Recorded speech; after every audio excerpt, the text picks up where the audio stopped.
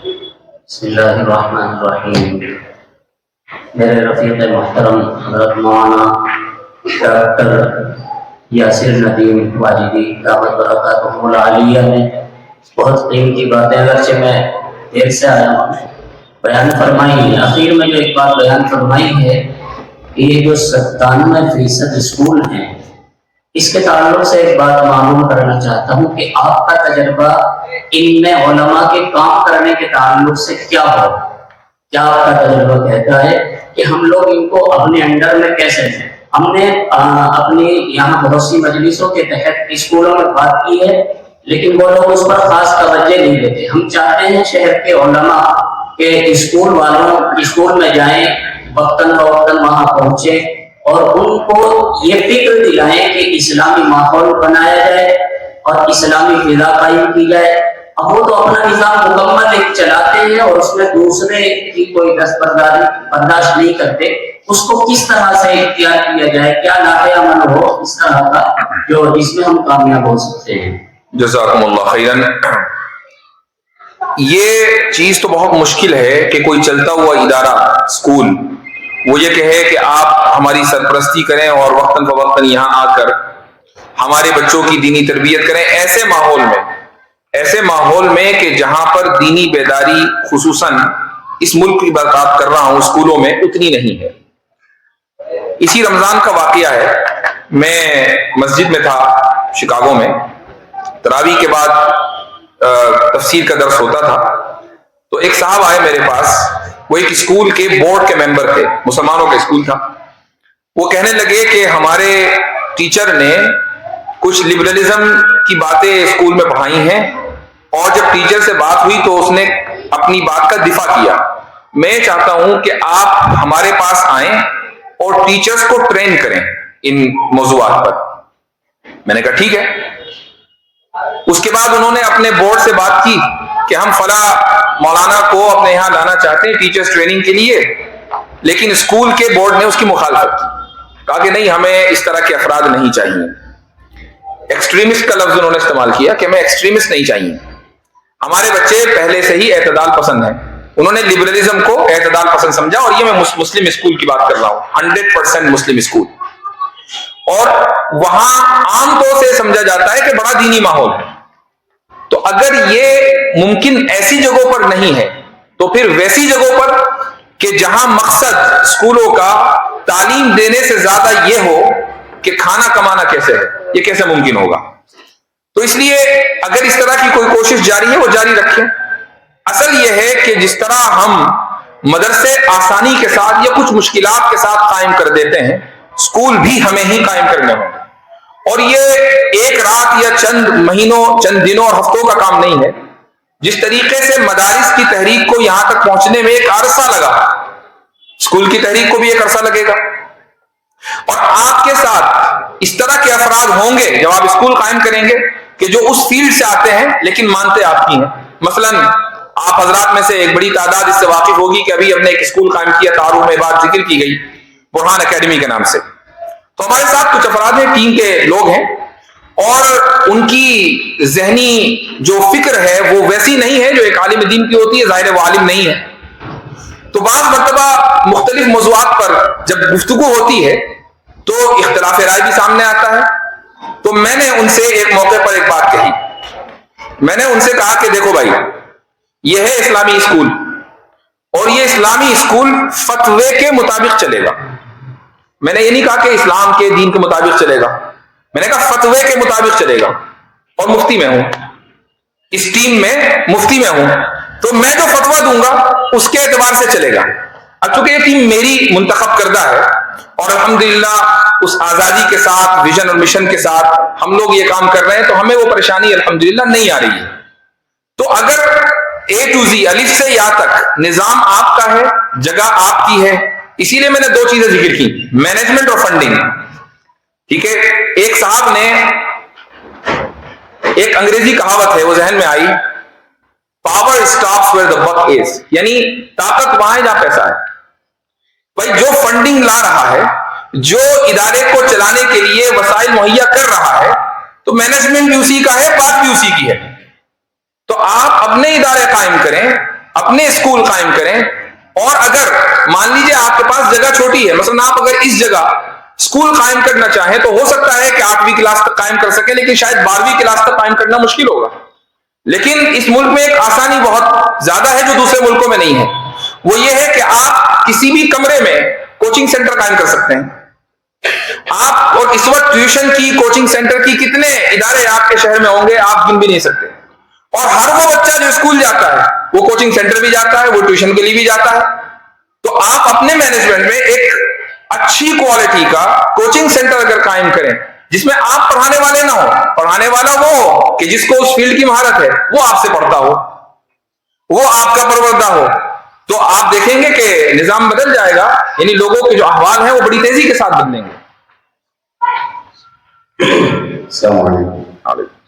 ایک سوال کثرت کے ساتھ آتا ہے کہ ایک شوہر شراب پی کر کے آیا یا وہ اپنی جہالت اور اپنے مزاج کی وجہ سے وہ یہ سمجھتا ہے کہ میں جو چاہے کر سکتا ہوں، اور گھر میں آتے ہی اس نے جو ہے بیوی سے کہا طلاق طلاق طلاق. غلطی اس کی ہے، شراب اس نے پی ہے، غصہ اس سے آ رہا ہے، اور تباہ برباد بیوی کی ہو رہی ہے. بیوی کو گھر چھوڑنا پڑ رہا ہے، بچے سے جدا ہونا پڑ رہا ہے.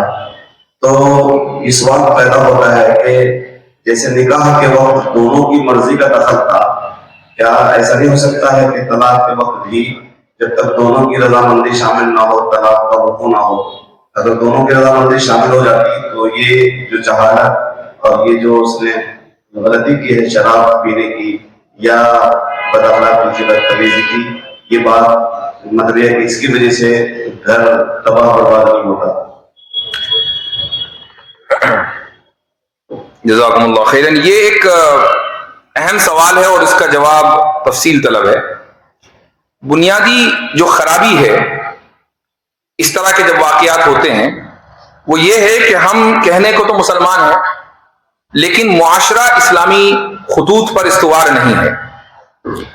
یہ واقعات تو کسی بھی زمانے میں ہو سکتے ہیں، اور اس طرح بھی ہوا ہوگا کہ اس زمانے میں صحابہ کے دور میں یا اس کے بعد تابعین تبع تابعین کے دور میں اس طرح کا کوئی واقعہ ہو گیا ہوگا. ضروری نہیں کہ کسی نے شرابی بھی ہوگی، لیکن 3 طلاق کسی نے دی ہوں گی. 3 طلاق کا ذکر فقہی کتابوں میں ہے اسی لیے کہ یہ واقعات ہوئے تھے، تبھی 3 طلاق کا ذکر ہے. تو یہ واقعات پہلے بھی ہوئے ہوں گے، لیکن یہ مسئلہ نہیں ملتا کہ اب عورت کیا کرے. چونکہ اسلامی معاشرے میں یہ سوال اٹھنا ہی نہیں چاہیے کہ عورت کیا کرے. اب ہمارے یہاں سب سے بڑی خرابی، اور میں کہوں گا کہ شاید بہت سے لوگوں کو اچھا بھی لگے گا اور برا بھی لگے گا، وہ یہ کہ تعدد ازواج کو تقریباً حرام سمجھا ہوا ہے. ٹھیک، اس پر کوئی بات کرتا ہے تو اس کو بھی سمجھا جاتا ہے کہ یہ ہمیشہ اسی چکروں میں رہتے ہیں. اگر تعدد ازواج کا رواج ہو، اسی طریقے سے اگر مطلقہ اور بیواؤں کی شادیوں کا رواج ہو جو پہلے نہیں تھا اب ذرا سا بڑھتا جا رہا ہے، تو یہ سارے معاملات ختم ہو جائیں. یہ معاملہ کیوں ہوتا ہے؟ اس لیے ہوتا ہے کہ عورت کو یہ پتا ہے کہ اس نے تو مجھے 3 طلاق دے دی، اب میں اپنے بچوں کو لے کر کہاں جاؤں؟ کوئی مرد دوسرا مجھ سے نکاح کرے گا نہیں. میں اپنے گھر جاؤں گی تو وہاں بھائی ہیں، دوسرے لوگ ہیں، وہ مجھے برداشت کریں گے نہیں. مجھے کچھ آتا نہیں ہے کہ میں اپنے بچوں کی پرورش خود کر لوں. تو وہ پریشان ہے. اس پریشانی میں وہ کیا سمجھوتا کرتی ہے کہ چلو 3 طلاق دے دی، اسی کے ساتھ رہیں گے. تو چونکہ اسلامی معاشرہ ہمارے پاس 100% نہیں ہے، تو ہم ایک مسئلے کی وجہ سے 10 خرابیاں دیکھتے ہیں. اسلام نے تو ان خرابیوں کو کا حل پہلے ہی پیش کر دیا. یہ تو پھر ہماری خرابی ہوئی نا کہ اسلام نے خرابی کا حل پیش کیا، ہم نے آدھی بات لے لی آدھی بات نہیں لی. تو پہلی بات تو یہ. دوسری بات جو سوال میں آئی وہ یہ کہ جس طرح نکاح میں دونوں کی مرضی کا دخل ہوتا ہے تو طلاق میں بھی دونوں کی مرضی کا دخل ہونا چاہیے. یہ چیز عقلی اعتبار سے درست نہیں ہے. اس کو میں پہلے ایک مثال سے سمجھاؤں گا. مثال یہ ہے کہ مثلا آپ فون کمپنی پہ جائیں اور آپ یہ کہیں کہ جی ایئرٹیل کا مجھے سم چاہیے، مجھے سروس چاہیے. ایئرٹیل کا جو سم دینے والا ہے اس کی مرضی بھی ضروری ہے، اس نے آپ کو سم دیا اور آپ کا رجسٹریشن کر لیا، اور آپ کی مرضی بھی ضروری ہے، کوئی آپ کے فون میں ایئرٹیل کا سم نہیں ڈال سکتا آپ کی مرضی کے بغیر۔ یہ جو کمپنی اور آپ کے درمیان معاملہ ہے یہ ایسا ہی ہے جیسے نکاح، لیکن کمپنی کو یہ اختیار ہے کہ جب چاہے آپ کی سروس ٹرمینیٹ کر دے، ختم کر دے۔ آپ کو اختیار نہیں کہ کمپنی کو ٹرمینیٹ کر دیں، کمپنی بند کر دیں۔ کمپنی کو اختیار ہے کہ وہ آپ کی سروس کو بند کر دے۔ کیوں؟ اس لیے کہ کمپنی کو اتھارٹی ہے، آپ کو اتھارٹی نہیں ہے۔ نکاح کا معاملہ مساوات پر مبنی نہیں ہے، نکاح کا معاملہ اتھارٹی کے اوپر مبنی ہے۔ یہ جو سوال ہوا ہے یہ سوال اس لیے ہوا ہے، یا جو بھی لوگ سوال کرتے ہیں وہ اس لیے کرتے ہیں کہ ہم یہ سمجھتے ہیں کہ اچھا مرد اور عورت تو برابر ہے، اور برابری کی دلیل یہ ہے کہ نکاح میں دونوں کی رضامندی ضروری ہے، تو طلاق میں بھی رضامندی ہونی چاہیے دونوں کی، چونکہ دونوں برابر ہیں۔ نکاح سے پہلے واقعی ہو سکتا ہے دونوں برابر ہوں، نکاح جب ہو گیا تو اب جو تعلق ہے یہ مساوات پر مبنی نہیں ہے، اتھارٹی کے اوپر۔ جس کو اتھارٹی ہے، جو قوام ہے، اس کو نکاح ختم کرنے کا حق ہے، اور جو قوام نہیں ہے اس کو نکاح ختم کرنے کا حق نہیں ہے۔ تو جب آپ نے اس اصول کو صحیح کر لیا کہ مساوات پر نکاح مبنی نہیں ہے تو اعتراض خود بخود ختم ہو گیا۔ جب آپ لبرلزم کے اس اصول کو معاشرے یا خاندان اور فیملی کی سطح پر لے آئیں گے تو ایک سے ایک اعتراض جنم لیں گے اور اس کا جواب نہیں نکل پائے گا۔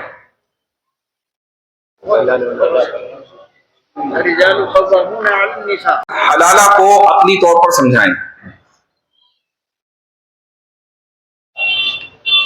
دیکھیں یہ تو رسول اکرم صلی اللہ علیہ وسلم نے مسئلہ واضح کر دیا کہ سیٹنگ کر کے حلالہ کرنا باعث لعنت ہے۔ تو جب آپ علیہ الصلوۃ والسلام نے اس عمل کو باعث لعنت قرار دے دیا تو اب یہ گناہ کبیرہ ہے۔ چونکہ گناہ کبیرہ کی ایک تعریف یہ ہے کہ جس پر شارع کی طرف سے لعنت آئی ہو، تو اب یہ گناہ کبیرہ ہے سیٹنگ کر کے۔ لیکن اگر سیٹنگ نہ ہو، ایک اتفاقی عمل ہوا کہ ایک عورت کو طلاق مغلظہ دے دی گئی اور اتفاقی طور پر اس نے کسی سے نکاح کر لیا، وہاں سے بھی اس کو طلاق ہو گئی یا اس شوہر کا انتقال ہو گیا۔ اب اس نے سوچا کہ میں تو پہلے ہی والے کے ساتھ ٹھیک تھی اور وہ پہلے شوہر کے ساتھ زندگی گزارنا چاہتی ہے تو نکاح کر سکتی ہے۔ یہ اتفاقات ہیں، ان اتفاقات کو پالیسی بنا لینا یہ غلط ہے۔ امام بخاری رحمہ اللہ نے اپنی صحیح میں پوری ایک کتاب چیپٹر ذکر کیا، کتاب الحیل۔ کتاب الحیل کے شروع میں انہوں نے کچھ احادیث ذکر کی ہیں حیلوں کے تعلق سے۔ اس میں جو شارحین حدیث ہیں، شارحین بخاری ہیں، وہ حوالے کو بھی، حلالے کو بھی بطور مثال ذکر کرتے ہیں۔ وہ یہ کہتے ہیں کہ ہر قانون میں فلیکسیبلٹی ہوتی ہے۔ فلیکسیبلٹی قانون میں ہو تو یہ بہت اچھی بات ہے، لیکن اگر اس فلیکسیبلٹی کو ہی قانون بنا لیا جائے تو یہ غلط ہے۔ تو حلال ہونا، 3 طلاق کے بعد پھر عورت کا کسی سے نکاح کرنا اور پھر وہاں سے حلال ہونا پہلے شوہر کے لیے، یہ فلیکسیبلٹی ہے۔ لیکن اس فلیکسیبلٹی کو ہی اگر قانون بنا لیا جائے تو یہ حیلہ غیر شرعیہ ہے جو غلط ہے۔ تو آپ صلی اللہ علیہ وسلم نے اس کو پہلے ہی واضح کر دیا۔ اب ہمارے معاشرے میں حلالے کا جو مسئلہ آتا ہے وہ مسئلہ اس لیے نہیں آتا کہ وہ جو فلیکسیبلٹی قرآن نے دی ہے اس پر کوئی اعتراض نہیں ہے، اعتراض اس سیٹنگ کے اوپر ہے۔ اور ہم نے کا مطلب یہ ہے کہ بہت سے لوگوں نے اس سیٹنگ کو نہ صرف یہ کہ روا رکھا ہے بلکہ پروموٹ بھی کیا ہے۔ جب دوسروں کے، غیروں کے ہاتھ اس طرح کے لوگ چڑھتے ہیں تو ان کے تعلق سے سٹنگ آپریشن بھی ہو جاتا ہے اور میڈیا کے اوپر بھی چیزیں آتی ہیں اور پھر ہم لوگ جواب دینا ہم لوگوں کے لیے مشکل ہو جاتا ہے۔ چونکہ قانون کی فلیکسیبلٹی کو ہی قانون بنا لیا گیا، جب شریعت کو غلط طریقے سے امپلیمنٹ کیا جائے گا، اس کی تنفیذ کی جائے گی، اس کی غلط تشریح کی جائے گی تو مسائل کھڑے ہوں گے۔ شریعت میں خرابی نہیں ہے، ہمارے عمل میں خرابی ہے۔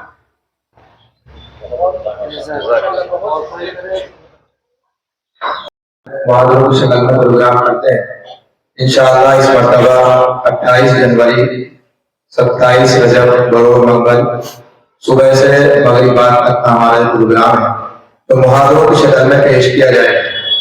اس کے موضوعات ہیں ارتداد کا اسباب و عوامل اور اس کا تدارک، فہم قرآن و حدیث اور فکری آزادی، مسائل فقہیہ میں امام ابو حنیفہ کا طریقہ اجتہاد، مشاورات صحابہ، مسائل تکلیف، مسائل مختلفہ یعنی آمین بالجلال وغیرہ، عقائد صحیحہ کا تحفظ، مسلک حق کی اشاعت اور باطل نظریات کی تردید کیوں اور کیسے، جھوٹا مدعی مدریہ شکیل ابن حنیف، تعارف، تجزیہ اور تعامل۔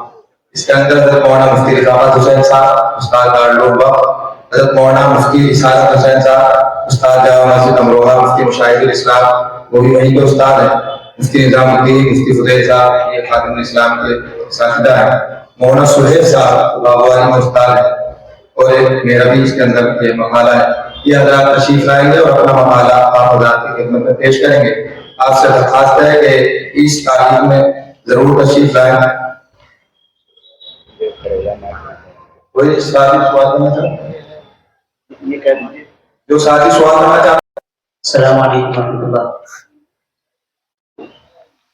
آپ سے چند دن پہلے آپ نے اپنے ایک بیان میں جو کہ آپ نے اسکرین پر ریکارڈ کرایا، قرآن مقدس کے سلسلے میں آپ سے کچھ غلطی ہوئی، یعنی وہ قرآن نعوذ باللہ قرآن کریم میں نفسی غلطی تو نہیں تھی، البتہ آپ نے جو مصحف کے تعلق سے بات کہی ہے حضرت زید بن ثابت رضی اللہ تعالیٰ مصحف عثمانی کے سلسلے میں کہ اس کو فٹ پوائنٹ پر رکھا گیا، فٹ نوٹ پر رکھا گیا، وہ آپ نے پوری جو وضاحت کی ہے وہ پوری وضاحت آپ کی انگریزی میں ہے، یعنی قریب قریب۔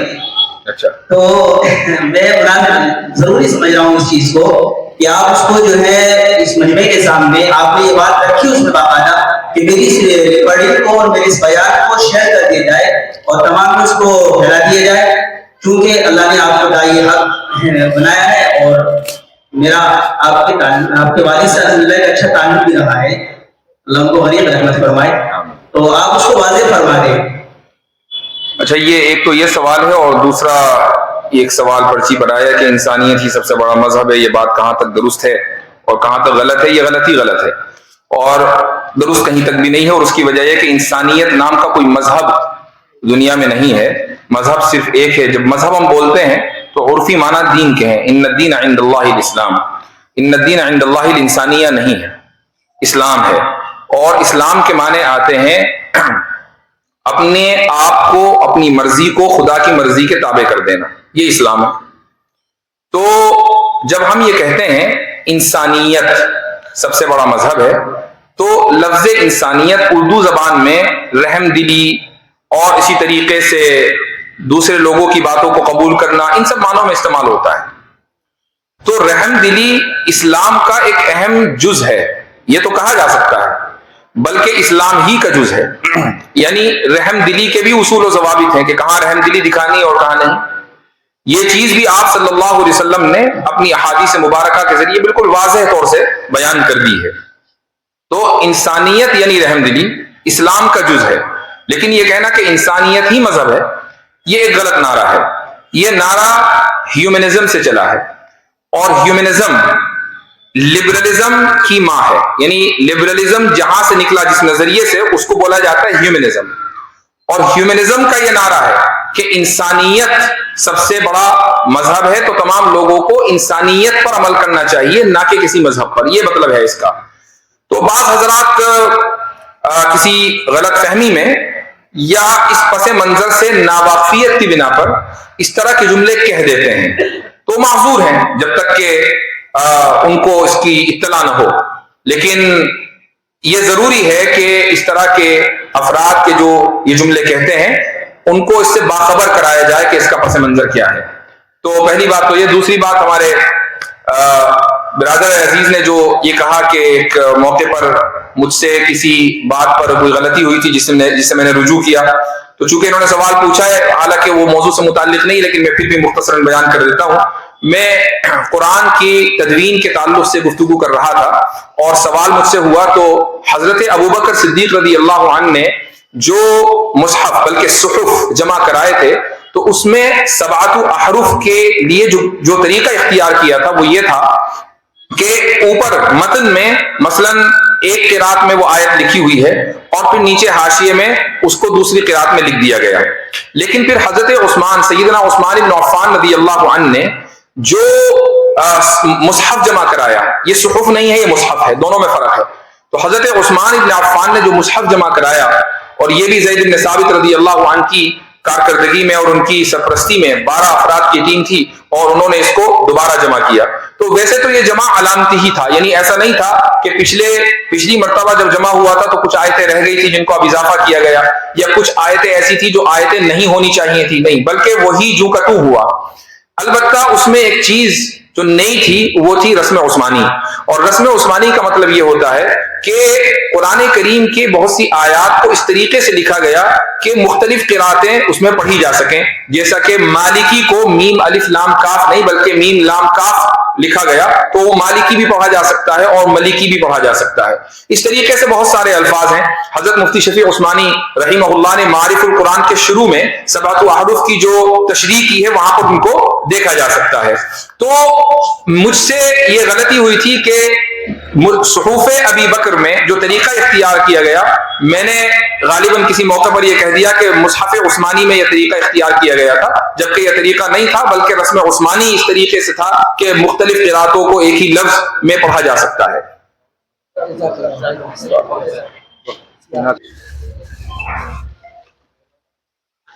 اچھا، یہ سوال بھی بہت عام ہے کہ کہہ رہے ہیں کہ تبدیل کے تعلق سے مختصر سمجھا دیا جائے. لوگ عام طور پر سوال کرتے ہیں کہ اگر تبدیل میں گناہ کرنا پہلے سے ہی لکھا ہے تو اس کی سزا کیوں مقدر ہے؟ اس سوال کے مختلف انداز سے میں نے جواب دیے ہیں، اور چونکہ یہ سوال بہت ہوتا ہے، میں عام طور سے سوال کے جواب دینے کا میرا طریقہ یہ ہوتا ہے کہ میں سوال کے اوپر غور کرتا ہوں کہ سوال کس طریقے سے کیا جا رہا ہے. یہ جو اس میں لکھا ہے نا کہ پہلے ہی سے لکھا ہے، اللہ کو پہلے ہی سے پتا تھا. جو لفظ پہلے ہے یہ اس کا ریفرنس پوائنٹ، یعنی ہمارے اعتبار سے پہلے، اللہ کے اعتبار سے نہ کوئی پہلے نہ بعد میں، هو الاول والآخر. یہ سوال ہی غلط ہے کہ پہلے اللہ نے لکھ دیا، چونکہ اللہ تعالی لا زمان اور لا مکان ہے. جب وہ لا زمان اور لا مکان ہے تو اول، آخر یا پہلے اور بعد کے جو الفاظ ہیں وہ کسی زمانے کو بیان کرنے کے لیے آتے ہیں. اب قرآن میں جو هو الاول والآخر ہے یہ اس کے لا زمان کو بیان کرنے کے لیے آیا ہے. چونکہ اگر اللہ زمانی ہوتا تو یا تو اول ہوتا یا آخر ہوتا. وہ اول اور آخر دونوں کیسے ہے؟ اس لیے کہ وہ لا زمان ہے. تو لا زمان جو ذات ہوگی اس کے لیے پہلے اور بعد کا لفظ اگر استعمال ہوگا تو وہ ہمارے اعتبار سے ہوگا، چونکہ ہم لا زمان نہیں ہیں. ہم سے پہلے اگر کوئی چیز اللہ تعالیٰ نے لکھ دی ہے وہ بات اپنی جگہ درست ہے. اب ایک صاحب نے مجھ سے پچھلے ہفتے سوال کیا کہ ایک حدیث ہے کہ اس میں آپ صلی اللہ علیہ وسلم نے فرمایا کہ حضرت آدم علیہ الصلوۃ والسلام کی جب تخلیق ہوئی تو ان کی پیٹھ سے 2 جماعتیں نکلی، اس میں ایک گناہگاروں کی تھی، جنتیوں کی تھی، اور ایک جہنمیوں کی تھی، اور کہا گیا کہ سب جہنم میں جائیں گے ولا ابالی، اور یہ سب جنت میں جائیں گے ولا ابالی. تو اس میں تو پھر ہمارے پاس کوئی اختیار ہی نہیں رہا. تو میں نے ان سے سوال کیا کہ آپ ان دونوں میں سے کون سی جماعت میں تھے، جنت والی یا جہنم والی؟ تو کہنے لگے اس کا میں کیسے بتا سکتا ہوں، یہ تو مجھے پتا ہی نہیں ہے. تو میں نے کہا یہ جو پتا نہ ہونا ہے نا یہی اختیار ہے. اگر آپ کو پتا ہے کہ میں جنت والی جماعت میں ہوں تو اب آپ جہنم والی جماعت میں نہیں جا سکتے. اب میں مانتا ہوں کہ آپ کو اختیار نہیں ہے، اور اگر جہنم والی میں ہے جنت میں نہیں جا سکتے، اب آپ کو اختیار نہیں ہے. لیکن یہ جو لا علمی ہے، یہ لا علمی ہی آپ کے اختیار کی دلیل ہے کہ مجھے پتا نہیں ہے، بس مجھے کام کرتے رہنا ہے. تو اسی کو آپ صلی اللہ علیہ وسلم نے حدیث میں ارشاد فرمایا کل میسر لما خلق لہ. حدیث میں بخاری کی روایت ہے کہ ہر ایک کے لیے اس چیز کو آسان کر دیا جائے گا جس کے لیے اس کو پیدا کیا گیا ہے. تو آپ عمل کرتے چلے جائیں. اب سوال یہ ہے کیا ایک اور مثال دے دیتا ہوں، ذہن میں آئی اور اکثر میں نے اس کی مثال دی ہے، شاید جو لوگ مجھے دیکھتے ہیں وہ اس کو سے واقف ہوں گے. آپ حضرات مثلا اس وقت 1 گھنٹے سے مجھے سن رہے ہیں اور میں آپ کو دیکھ رہا ہوں. ہم دونوں ایک دوسرے کے حال سے واقف ہیں، نہ ماضی سے واقف ہیں نہ مستقبل سے واقف ہیں، کیونکہ دونوں ایک ہی زمانے میں ہیں. ہم میں سے کوئی لازمان نہیں ہے. لیکن نہ تو، اور مجھے یقینی طور پر 100% معلوم ہے کہ آپ مجھے دیکھ رہے ہیں، اور آپ کو 100% یقین ہے کہ میں آپ سے گفتگو کر رہا ہوں، اس میں کوئی گنجائش شک کی نہیں ہے. اس کے باوجود، آپ کے اس یقینی علم کے باوجود میں مجبور نہیں ہوں گفتگو کرنے میں، اور میرے اس یقینی علم کے باوجود آپ مجبور نہیں ہیں مجھے دیکھنے میں. نہ میں مجبور نہ آپ مجبور. آپ اپنے اختیار سے مجھے سن رہے ہیں, دیکھ رہے ہیں, میں اپنے اختیار سے آپ سے بول رہا ہوں, جبکہ یقینی علم دونوں طرف ہے. اللہ سبحانہ و تعالیٰ لا زمان ہے, نہ وہ ماضی میں مقید ہے, نہ وہ حال میں, نہ مستقبل میں. وہ زمان کی تینوں اقسام کے ورے ہے, وہ ماورا ہے.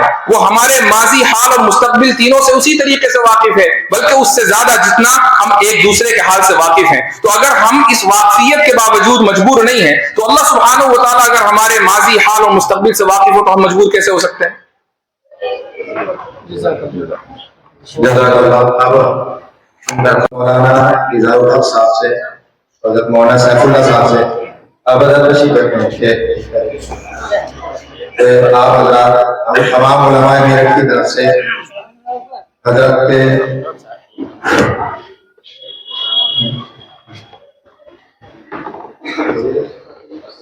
نشان احترام کے نام ہم لوگوں نے حضرت کے اعزاز میں حضرت مولانا سیف اللہ صاحب, حضرت مولانا اظہار الحق صاحب پیش کریں. دوسری شیلڈ ہے حضرت مولانا رضوان صاحب سے بات کریں. حضرت تشریف لے آئے اپنے مبارک ہاتھوں سے اس کمگئے اعزاز سے آپ کو. حضرت مولانا رضوان صاحب, آپ حضرات اکابرین علماء دیوبند کے شہرت یافتہ ہیں. الحمدللہ اتنی عمر اور پیرانہ سالی کے باوجود کر کے نابینا بھی ہیں, کمزوری بھی ہے, لیکن آپ تشریف لے آتے ہیں. میں بات کرتا ہوں کہ حضرت والا اپنے مبارک ہاتھوں سے حضرت مفتی صاحب کو تمغہ اعزاز انوار صاحب اور حضرات تمام علماء کرام اور علماء میرٹھ اور جو حضرات موجود ہیں سب کی طرف سے ہدیہ اور اعزاز ہے. سب آپ حضرات کی ترجمانی اور تمام حضرات سے درخواست ہے کہ پروگرام کو فوراً بعد صدیق خان میں تشریف لے جائے, کھانا ضرور تناول فرما کر جائے. کوئی بھی شادی بغیر کھانے کا تشریف نہ لے جائے.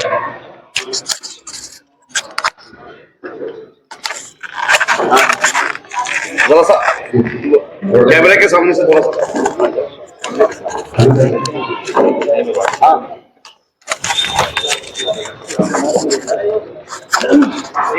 حضرت مولانا رضوان صاحب, جزاک اللہ خیر. تمام حضرات علماء کرام قبول فرمائے, جس مقصد کے لیے یہ اس منعقد کی گئی ہے.